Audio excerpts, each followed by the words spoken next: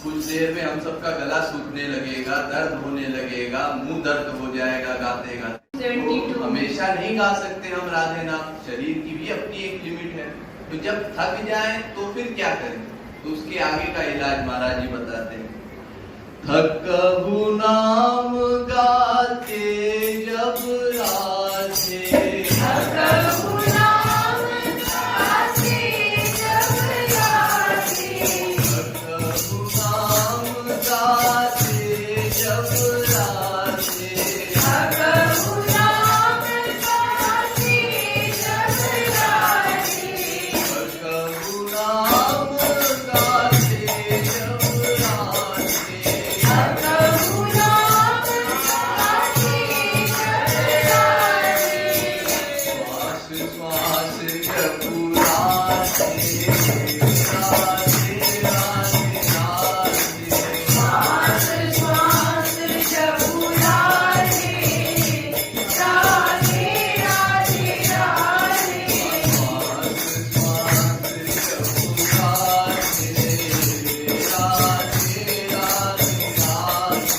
श्वास श्वास जपु राधे, राधे राधे राधे,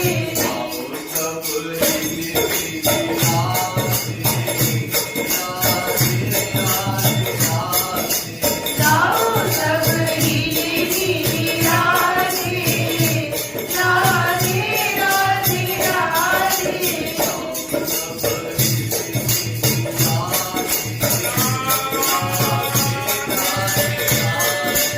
गाओ सब हीले हीले राधे, राधे राधे राधे। देखिए श्वास की दो क्रियाएं होती हैं, एक श्वास अंदर लेना, एक बाहर छोड़ना, दो क्रियाएं। तो इसमें ऐसी भावना बनानी है जैसे अंदर लेते समय रा और छोड़ते समय थे, तो रा थे, इस प्रकार है।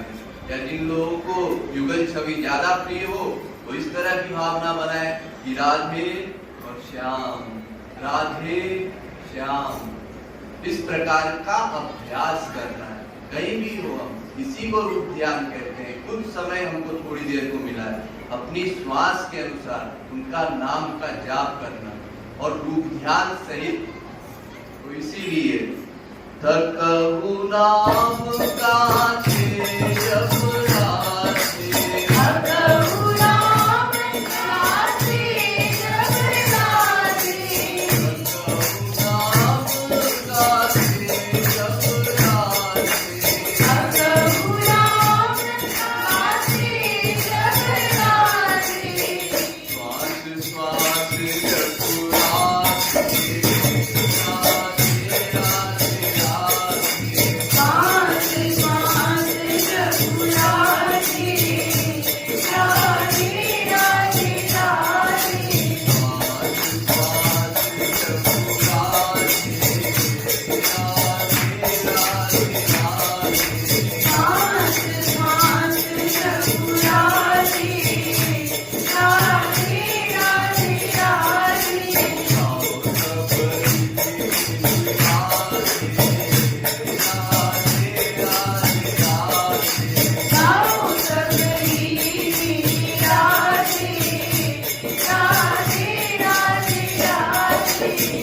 जब थकी जाऊं तब तो राशे जब थकी जाऊं तब तो राशे जब थकी जाऊं तब तो राशे जब थकी जाऊं तब तो राशे जब थकी जाऊं तब तो राशे जब थकी जाऊं तब तो राशे तू मेरी अनित छवि राधे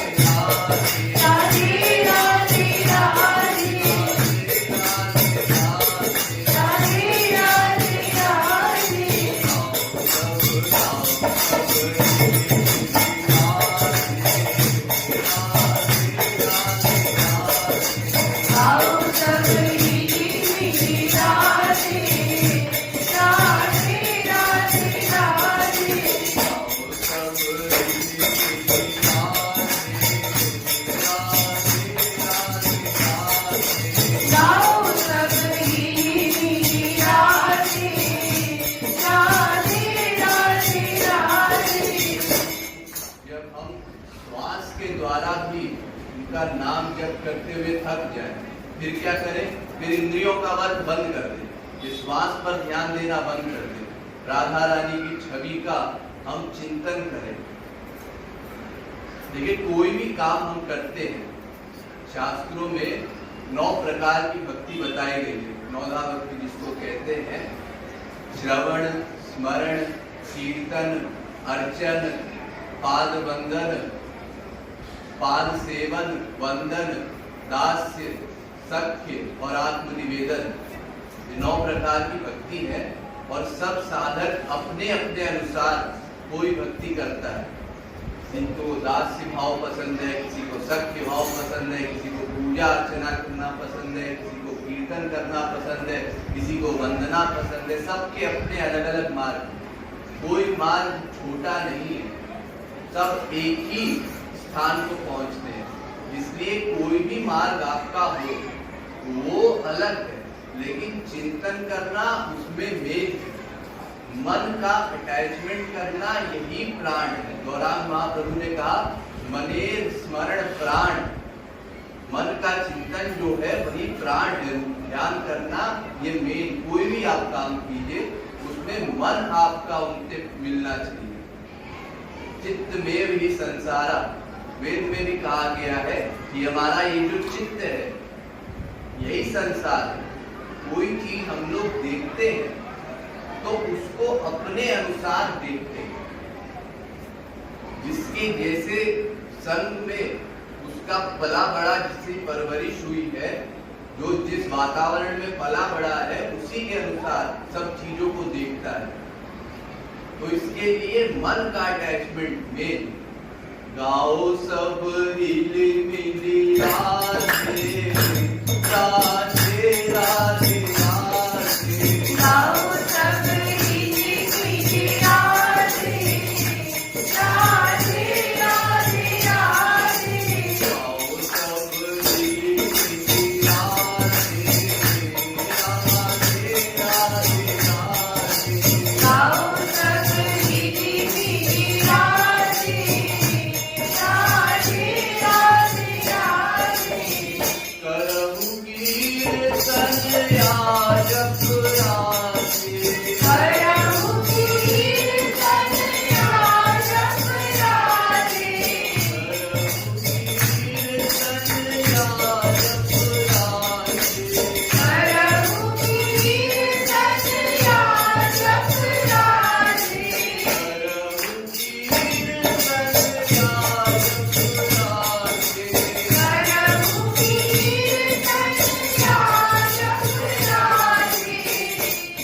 ध्यान सहित करो राधे राधे राधे राधे। ध्यान सहित करो राधे राधे राधे राधे। ध्यान सहित करो राधे राधे राधे राधे। ध्यान सहित करो राधे राधे राधे राधे। तो ध्यान प्रमुख है, मन मेन पॉइंट है। भागवत में भी लिखा गया, चेता खल्वस्य बंधाय मुक्तये चात्मनो मतम गुणेषु सक्तम बंधाय रतम वा पुंसि मुक्तये। मन ही बंधन और मोक्ष का कारण है। मन एव मनुष्यानाम कारणम बंध मोक्षयोः। ब्रह्म बिंदु उपनिषद का दूसरा मंत्र, गीता पंचदशी में भी ये मंत्र आया है। मन का अटैचमेंट हमारा जहां होगा हमको उसी का फल मिलता है। और मन का अटैचमेंट कब होता है? जब हम पूरे जीवन उसका प्रयास करें। जो लोगों के मन में ये बात रह जाती है कि हम पूरे जीवन कुछ भी करें, मरते समय अगर गंगा जल हमारे मुंह में चला जाए या मरते समय हम भगवान का नाम बोल ले सुन ले तो हमारा कल्याण हो जाए, ये हमारी गलत फहमी है। जब तक मन का अटैचमेंट नहीं होगा तब तक काम नहीं बनेगा। और मन का अटैचमेंट बार बार चिंतन करने से होता है, ऐसे नहीं होता। जितना हम संग देंगे उतना ही हमारा मन का अटैचमेंट होगा। तो ये मेन पॉइंट मन से। और जब आपका मन लगेगा तो इंद्रियां अपने आप वहां जाएंगी। अगर आपके मन का अटैचमेंट है, आप अपने आप वहां चल करके जाएंगे, अपने आप कीर्तन करेंगे, अपने आप सब चीजें करेंगे, आपको किसी की आवश्यकता नहीं पड़ेगी। तो मन का अटैचमेंट ये मेन पॉइंट। गाओ सब हिले मिली राधे राधे राधे राधे। गाओ सब हिले मिली राधे राधे राधे राधे। गाओ सब हिले मिली राधे राधे राधे राधे। गाओ सब हिले मिली राधे राधे राधे राधे। करहु कीर्तन याजक राधे। करहु कीर्तन याजक राधे।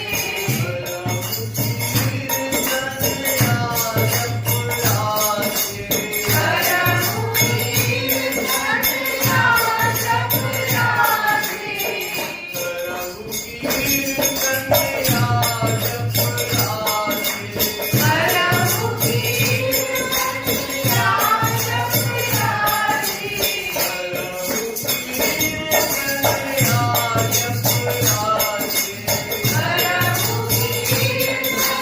याजक राधे। ध्यान सहित करो राधे राधे राधे राधे। ध्यान सहित करो राधे राधे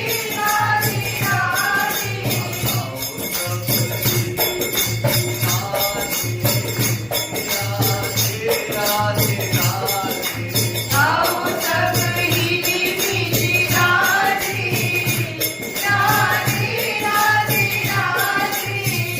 एक ध्यान सर्वद महाराजे। एक ध्यान करो मन महाराजे। एक ध्यान सर्वद महाराजे। एक ध्यान करो मन महाराजे। एक ध्यान सर्वद महाराजे। एक ध्यान करो मन महाराजे।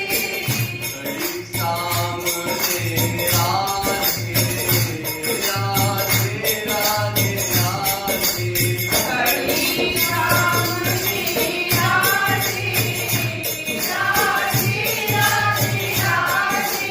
हरि सामने राधे राधे राधे राधे।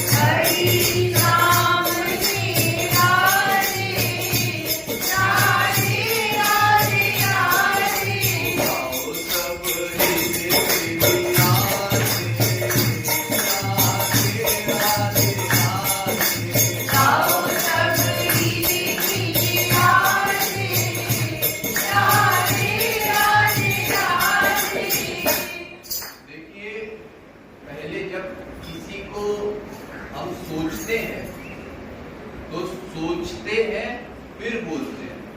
संसार में कोई भी काम हम करते हैं तो पहले हमारी मानसिक क्रिया होती है, फिर शारीरिक क्रिया होती है। तो ऐसे ही जब भगवान का नाम ले, राधे नाम ले, तो पहले अपने मन में राधा रानी को खड़ा करें। राधा रानी हमारे सामने खड़ी है, उनका शरीर ऐसा है, श्रृंगार ऐसा है, उनके शरीर से, सच्चिदानंदमय शरीर से जो लाइट निकल रही है वो भी दिव्य है, जो सुगंध निकल रही है उसको ग्रहण करके योगी अपनी समाधि का त्याग कर रहे हैं। ऐसी सब भावनाएं बनानी है। गोपियों के साथ वो गजगामिनी की तरह एकदम धीरे धीरे आपके पास आ रही है, आपसे बात कर रही है। ये सब भाव मिलन के रूप ध्यान में हम लोगों को बनाना है।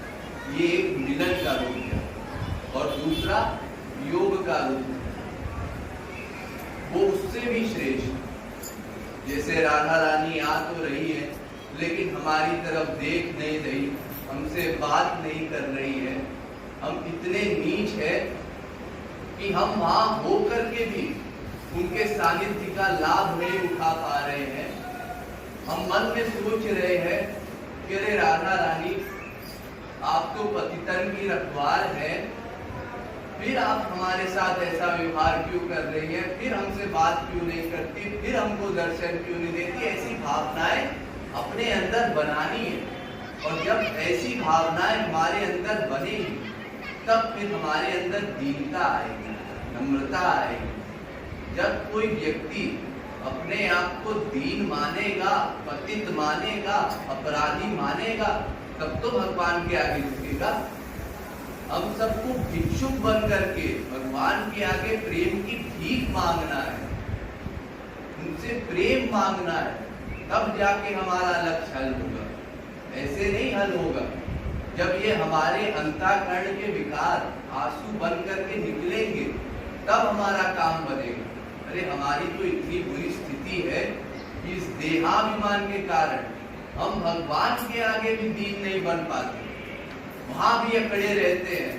किस बात का अहंकार है हम लोगों को? कौन सी ऐसी चीज है हमारे पास? कौन से हमने ऐसे बड़े काम कर दिए कि हम सोचे कि हाँ हम भगवान से आगे निकल गए? जब तक ये सब भावनाएं नहीं आएंगी तब तक काम नहीं बनेगा। चैतन्य महाप्रभु ने कहा, युगायितम निमेषेण चक्षुषा प्राविशायितम शून्यायितम जगत सर्वम गोविंद विरहेण में। कब गोविंद की ऐसी याद आएगी कि बाकी सब जगत शून्य हो जाएगा? कब मेरे नेत्रों से इतने लंबे लंबे आंसू निकलेंगे, मेरे प्रियतम से देखा नहीं जाएगा? कब मेरी वाणी गदगद हो जाएगी, रुक जाएगी? कब मेरे गोविंद आएंगे? जब ऐसी व्याकुलता हो, परम व्याकुलता। यही भक्ति का लक्षण है, यही प्रेम का लक्षण है। जैसे किसी मछली को जब पानी से अलग किया जाता है, जैसे वो मछली तड़पती है, ऐसे हमारी अंदर की स्थिति है। श्याम सुंदर कहाँ है? हमको दिखते क्यों नहीं मिलते हमको श्याम सुंदर? जब ऐसी हमारे अंदर भावना होगी तब तो वो मिलेंगे, नहीं तो क्यों मिलेंगे? तो परम व्याकुलता यही भक्ति का लक्षण है, यही प्रेम है। गाओ सब हिली मिली राधे राधे राधे राधे, गाओ सब हिली मिली राधे राधे राधे राधे। एक ध्यान कर मन महाराधे, एक ध्यान कर मन महाराधे, एक ध्यान कर मन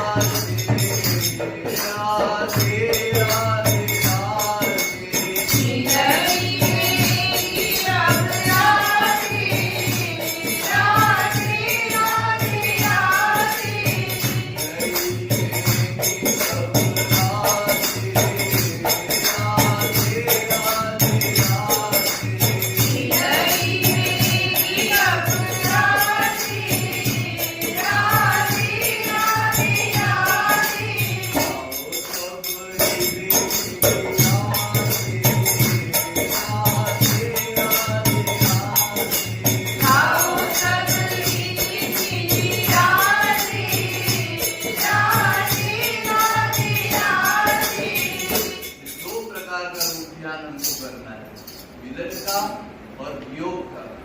और आंसू बहाने में संकोच नहीं करना, ये नहीं सोचना है कि ये आंसू तो ये निर्बल लोग बहाते हैं, ऐसे लोग बहाते हैं, वैसे लोग बहाते हैं। सूरदास जी ने कहा कि बिन रोए किन पाइया प्रेम पियारो मीत। अरे देखिए, संसार में भी किसी की शादी होती है तो पहले वो दुल्हन विदाई में अपने रोती है, तब जाके उसको पति मिलता है। संसारी पति का ये हाल है। तो श्याम सुंदर बिना रोए कैसे मिल जाएंगे? इसलिए रोने में संकोच नहीं करना है, आंसू बहाना है। अपने अंदर के जितने विकार हैं उनको आंसू के द्वारा निकाल फेंकने हैं, फिर राधे नाम लेना है, फिर उनको पुकारना है। और ऐसे जब आंसू बहाने से हमारा अंतःकरण विकार मुक्त हो जाएगा, शुद्ध हो जाएगा, पात्र बन जाएगा, तब उनको आना ही पड़ेगा। उनका वहां वो बात नहीं चलेगी कि वो आते नहीं, फिर आना पड़ेगा। वो भक्त के अंडर में हो जाएंगे। अगर कोई वास्तव में पुकारे तो ऐसी व्याकुलता हमारे अंदर हो। और 3 चीजें, अपने गुरु, अपने इष्ट और अपनी साधना, इन तीनों में हमको अनन्य रहना पड़ेगा। अनन्य माने अन्य में मन ना जाने पाए, ये शर्त है। हम लोगों का क्या हाल है? हम लोग सब जगह की बातें सुनते हैं, हमारी यही गड़बड़ी है। हमने शंकराचार्य की भी सुना, माधवाचार्य की भी सुना, निम्बारकाचार्य की भी सुना, और सुन करके अपनी बुद्धि लगाई और हमको कुछ बात जमी नहीं। हमने शास्त्र वेदों में भी विरोधी सिद्धांत पढ़े और पढ़ करके कंफ्यूज हो गए। क्योंकि श्रुति पुराण बहुत उपाय है, कहूँ बहु उपाय, छूटे ना अधिक अधिक अरुझाई। बहुत उलझन है उसमें, तो उसमें उलझना नहीं है। हमको केवल अपने इष्ट देव और उन्हीं के अनुकूल हमको गुरु ढूंढना है, जो हमको उन्हीं इष्ट देव की उपासना बताए और उनकी बताई गई हमको साधना करनी है। जैसे मान लीजिए हमने श्याम सुंदर को इष्ट देव चुना, युगल छवि को इष्ट देव चुना, तो उनको इष्ट देव चुनने के बाद फिर जो राधा कृष्ण की प्राप्ति की उपासना करा रहा हो, ऐसे गुरु के शरणागत होना है, फिर उसकी बताई गई साधना करनी है। और बाकी सब जगह उदासीन रहना है, मन का अटैचमेंट बाकी कहीं ना होने पाए। अगर कहीं और हमने मन का अटैचमेंट किया तो फिर हमको उस उपासना का फल नहीं मिल पाएगा। क्योंकि भगवान की शर्त है, चिंतयन्तो मां ये जना पर्युपास्ते तेषां नित्याभियुक्तानां योगक्षेमं वहाम्यहम्। जो नित्य अभियुक्त रहता है, अनन्य रहता है, मैं केवल उसी की गारंटी लेता हूँ, वही मेरा भक्त है। हम ये ना सोचे कि हम शरीर से थोड़ी देर को सत्संग में बैठ जाएंगे तो हमारा काम हो जाएगा। ये उपासना माने क्या होता है? उसके पास जाना। पास शरीर नहीं जाता, पास मन जाता है।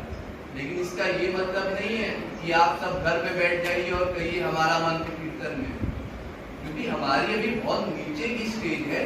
इसलिए मन के अटैचमेंट के साथ हमको इंद्रियों से भी काम करना पड़ेगा। लेकिन मेन पॉइंट मन, इसको कभी मत भूलिए। और अपने इष्ट देव, अपने गुरु और अपनी साधना, इनमें अनन्य रहना है। और किसी की ना सुनना है, ना पढ़ना है, ना कुछ बोलना है। अच्छा ठीक है, ये बात तो समझ गए। कई लोग अनन्य भी हो जाते हैं, एक ही जगह जाएंगे, एक ही गुरु की बात सुनेंगे, श्याम सुंदर में ही अपना प्रेम रखेंगे, ये सब बातें ठीक है। लेकिन एक बहुत बड़ी गलती वो लोग करते हैं। वो क्या? अपने गुरु को भगवान का अवतार बोलेंगे, गोपी का अवतार बोलेंगे, लेकिन दूसरों की बुराई करेंगे। ये कुसंग, इससे बड़ा सावधान रहना है। क्योंकि बड़े से बड़ा भक्त भी छोटे से कुसंग की वजह से फिर संसार में आसक्त हो जाता है, उसका पतन हो जाता है। इतनी साधना करना निरर्थक हो जाता है उसके लिए। इस कुसंग से बचना है हम लोगों को। किसी की बुराई ना करना है, ना सुनना है। देखिए ये बहुत बड़ा अपराध है। 5 महापाप होते हैं, उनसे बड़ा एक होता है नामापराध। वो नामापराध जो हम करते हैं संतों के विषय में। कोई संत है, कोई महापुरुष है, हमको क्या अंदाजा है किसी का? कोई महापुरुषों के ऐसे कोई ना शरीर में फर्क होता है, ना कार्यों में हमसे कुछ फर्क होता है, उल्टा और नीचे गिर जाते हैं कई लोग। तो हम नहीं समझ सकते कौन महापुरुष है, कौन महापुरुष नहीं है। अरे अगर कृष्णा अवतार काल में ही हम हुए होते और हम देखते ब्रज में ये सब गोपियां हैं, ये महापुरुष है, तो कौन महापुरुष मानने को तैयार होता?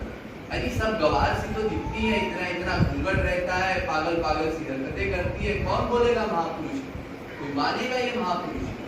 तो कौन कैसा है हम नहीं जान सकते इस बात। इसलिए सब जगह हमको उदासीन रहना है, सब में अपने इष्ट देव को देखना है, सब में श्याम सुंदर रहते हैं, ये फैक्ट है भाई। संत महात्मा की बात छोड़ दीजिए आप, यहाँ भी आप लोग आते हैं तो यहाँ भी किसी व्यक्ति में, संसारी व्यक्ति में भी दुर्भावना नहीं करनी है, किसी में कोई दोष नहीं देखने हैं। हमको बस अपने आप से काम रखना है जी। जब हमारी स्थिति गड़बड़ है तो हम दूसरे को क्या ठीक बता पाएंगे? अगर कोई खुद मैला है तो दूसरे को क्या साफ कर पाएगा? वो और गंदा करेगा। तो इसलिए आपस में कोई बातें नहीं करनी है। सत्संग में जब आप आए तो केवल भगवत विषय सुनना है, भगवत विषय की चर्चा अगर होनी है तो हो, नहीं तो ना करे, मौन रहे, मन से चिंतन करे, ये मेन पॉइंट है। लेकिन 9 योगीश्वरों ने भागवत में एक श्रेष्ठ महापुरुष का लक्षण बताया। वैसे तो महापुरुष भी बहुत प्रकार के होते हैं, लेकिन सब महापुरुषों में श्रेष्ठ महापुरुष कौन है? उन्होंने कहा सर्वभूतेषु यः पश्येत् भगवत भावमात्मनः, जो सब जीवों में भगवान का दर्शन करे, सब में भगवान बैठे हैं ऐसा मान करके नॉर्मल जीव के आगे में दीनता से झुक जाए, प्रणाम करे उसको, वो सबसे ऊंचा महापुरुष है। अगर कोई ऐसा महापुरुष है जो आपके साथ उल्टी लीला कर रहा है तो उससे तो आपका पतन भी हो सकता है। लेकिन जब हम किसी महापुरुष में ऐसी दीनता देखते हैं, ऐसे गुण देखते हैं, तो उसको देख करके हमारे अंदर भी फर्क पड़ता है, हमारे अंदर भी वो गुण अपनाने की इच्छा जागती है, हम भी उसी प्रकार दीन बनते हैं। तो ऐसे सत्संग में आकर के आपस में बात नहीं करनी है, केवल चिंतन करना है श्याम सुंदर का, राधा रानी का, और फिर आपस में कोई बात नहीं होनी चाहिए। गाओ सब हिली मिली रात